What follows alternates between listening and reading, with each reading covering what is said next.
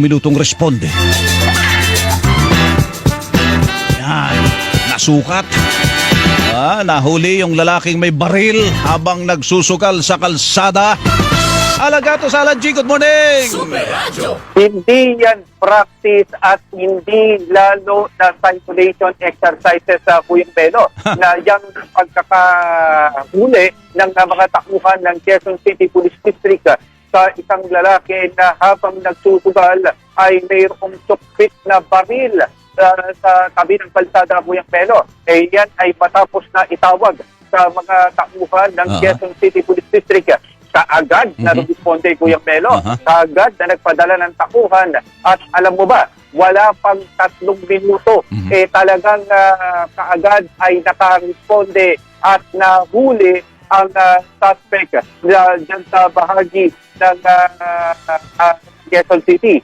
Dahil dito, nang masempuhan ng mga pulis, ang mga lalaki, kaagad na naglabasan sa mobile car ng QCPD at sinunggaban ang isa sa mga lalaki. Ang iba niya mga kasama, mabilis na nakakaripas ng takbo pero tumaas ang tensyon nang binabasahan na siya ng Miranda rights. Ang nahuli lalaki, nakitaan ito ng kalibre 38 baril sa kanyang baywang Kuyang Melo. Dahil isipin mo na lang ang alam nila, re-responde lang sila dun sa mga nagsusugal sa tabi ng kalsada, pero nung ipataas yung kanyang damit, nakasukbit sa kanyang baywang yung kalibre 38 na baril. Ayan, nakikita ng mga kapuso natin na nahuli sa akto ng mga tauhan ng Quezon City Police District. Anong sugal naman ang ginagawa? Karay Cruz ba yan, Alan G? Karay Cruz?